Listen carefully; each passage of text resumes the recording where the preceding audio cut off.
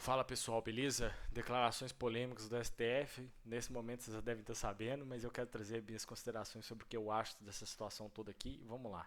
Primeiro a gente começando com o presidente da casa, o ministro Barroso. Nesse momento em que o Supremo Tribunal Federal é alvo de propostas de mudanças legislativas que, na visão da Corte, não são necessárias e não contribuem para a institucionalidade do país, cabe fazer algumas reflexões. Vamos refletir. O desenho institucional traçado na Constituição para o Supremo Tribunal Federal tem algumas singularidades relevantes. A Constituição brasileira, como toda Constituição democrática, organiza o Estado, reparte a competência dos poderes e define os direitos fundamentais do povo. Nesse espírito de diálogo institucional, o Supremo Tribunal Federal não vê razão para mudanças constitucionais que visem a alterar. Isso é opinião própria. Ele não vê razão em mudança constitucional, mudança de legislação. Ele não tem que dar opinião. Isso é a opinião dele. Ele não tem que dar opinião, tá? Então já começa aí uma bagunça, porque se tivesse um assunto sério para eles decidirem em relação à lei, estava tudo certo.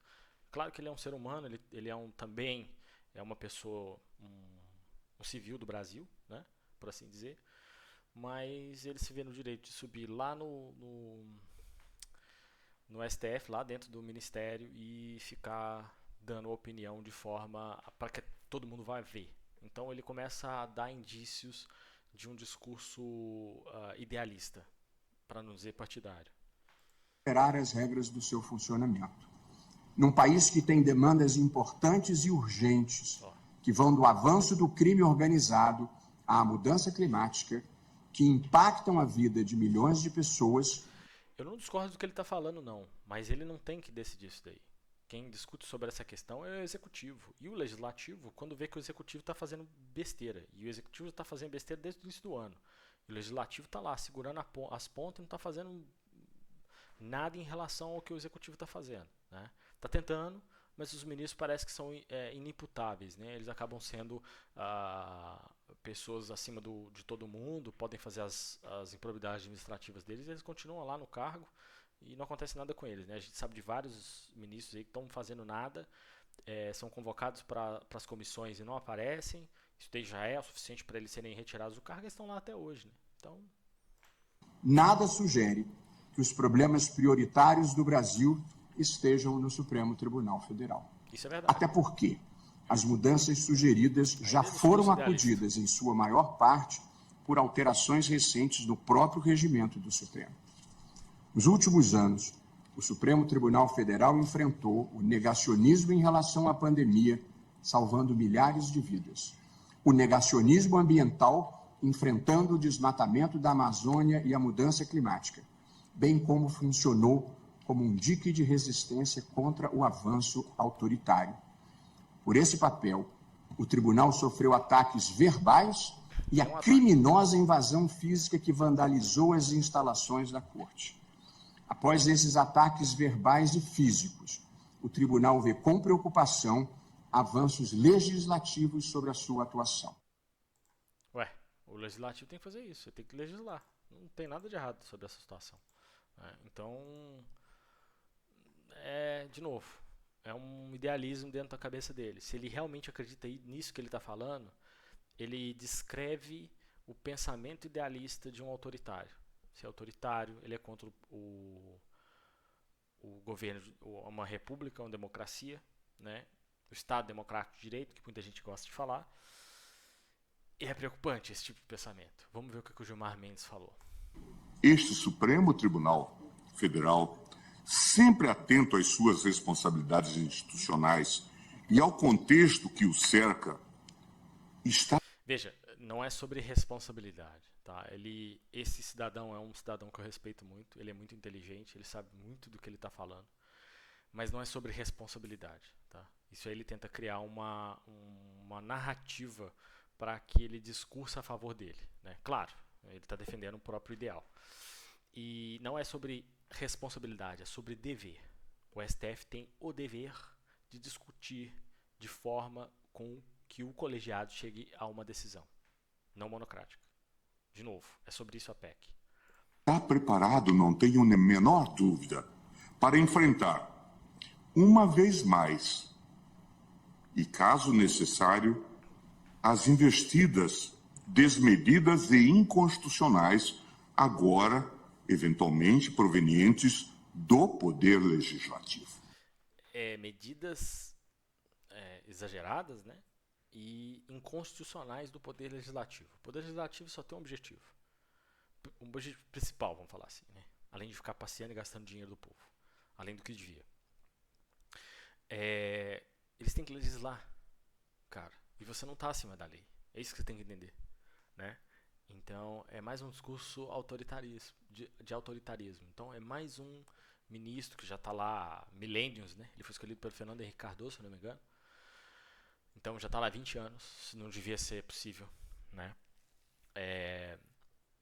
E ele está lá ainda. E ele tem um discurso desse. Assim como corroborando com o discurso do presidente atual do Ministério do STF, dos ministros do STF, né? Que é o Barroso. Eles têm um discurso diferente de forma de falar, né? Porque o Gilmar Mendes é um pouco mais impactante nas palavras, um pouco mais firme no que ele vai dizer, um pouco mais agressivo, eu diria até, de uma forma comedida, mais agressiva, assim mesmo.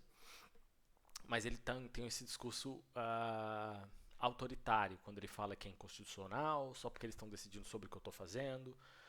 Bom, a gente sabe, esse é o objetivo do Legislativo. E ainda bem que eles estão fazendo. Ainda bem que eles não fecharam os olhos e simplesmente deixaram vocês fazendo o que vocês estavam fazendo aí. Lembro aos ministros. Recados da rua chegam a todos nós. Não chega, não. Dando conta de que o projeto de emenda aprovado é mal menor. Tendo sido endereçado a esta casa... Não chega até vocês, não, porque a voz do povo tá longe lá. E primeiro que a gente não vota em vocês, né? Até porque eu também não gostaria de votar em ministro do STF. Mas os nossos problemas a gente sabe qual que é. A gente tem um presidente que foi condenado, né?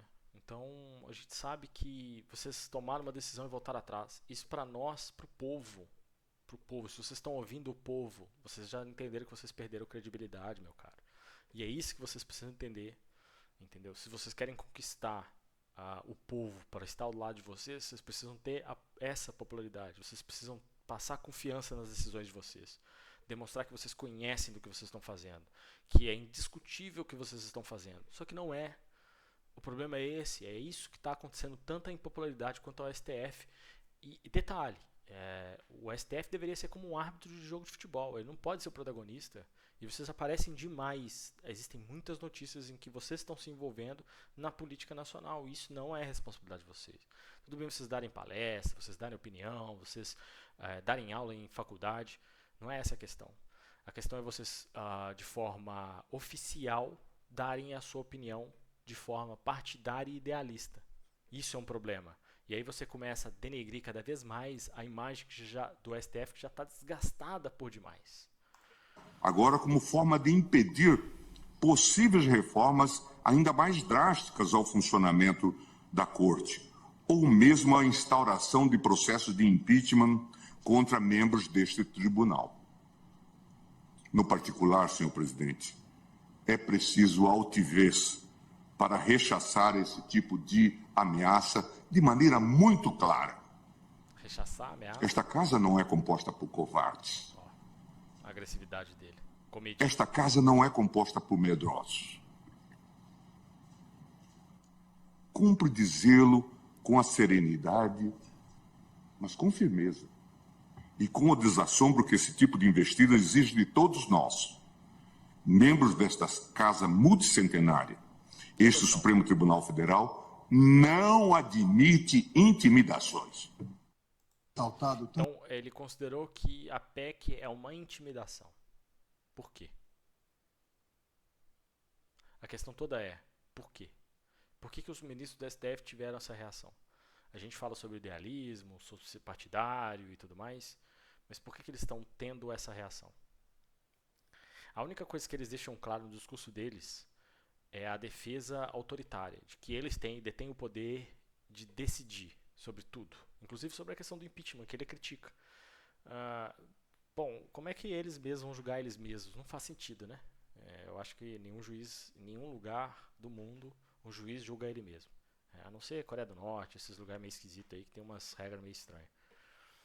Vamos lá, o que o Alexandre de Moraes falou. Esse aqui, você já vê, né? A cara do cara parece um Nosferato. Tanto por Vossa Excelência quanto pelo ministro Gilmar, mas não quando escondem insinuações, intimidações e ataques à independência do Poder Judiciário e principalmente à independência desse Supremo Tribunal Federal. Vai continuar sendo independente. A PEC não fala nada disso. E, presidente, também não poderia deixar de concordar com o nosso decano de que essa corte não se compõe de covardes nem de medrosos. A Constituição garantiu a independência do Poder Judiciário, proibindo qualquer alteração constitucional que desrespeite essa independência e desrespeite a separação de poderes. Não tem ninguém tomando decisão por vocês. Ao contrário do que vocês têm feito, tomar decisões pelo legislativo. Né? Aquela lei do aborto que tentou passar. Por mais que concorde ou discorde de determinadas leis, não são vocês que têm que tomar essas decisões. Né? Então vocês se intrometeram na independência dos outros poderes. E o que a PEC faz não é tirar a independência do poder legislativo, do poder judiciário. É simplesmente falar para vocês, vocês precisam fazer dessa forma. E tenho absoluta certeza que essa corte, sob a presidência de Vossa Excelência, demonstrará coragem na defesa dessa principal garantia do Poder Judiciário, não em favor do Supremo Tribunal Federal ou em favor dos juízes e juízas, mas a principal garantia do Poder Judiciário em defesa da sociedade, de todos os brasileiros, de todas as brasileiras. Vocês estão com esse discurso do povo até agora, já é o terceiro. E o povo não está com vocês, cara. Porque vocês deveriam ter mantido a palavra de vocês quando vocês tomaram uma decisão baseada na lei. E vocês voltaram atrás. E vocês fazem isso com uma extrema e absurda frequência. Né? Que é a independência de seus juízes.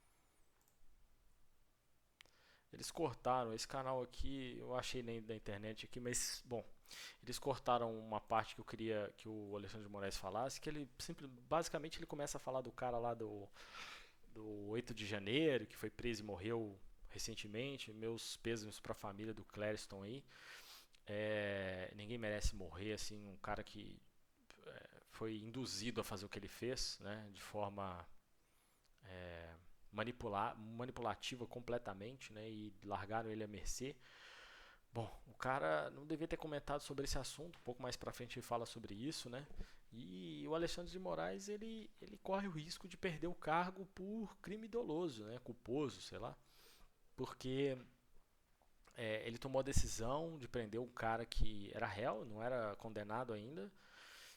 E além disso, ele tinha recebido várias, se não me engano, 7 vezes já que os advogados dele tinham pedido, o advogado do Clériston tinha pedido para a soltura dele preventiva por questões de saúde, né, com laudo médico e tudo mais, endossando a necessidade da soltura desse rapaz não, desse senhor, né, dessa pessoa que já era mais velho, já 40 e poucos anos, e ele teve um ataque cardíaco e morreu dentro da prisão.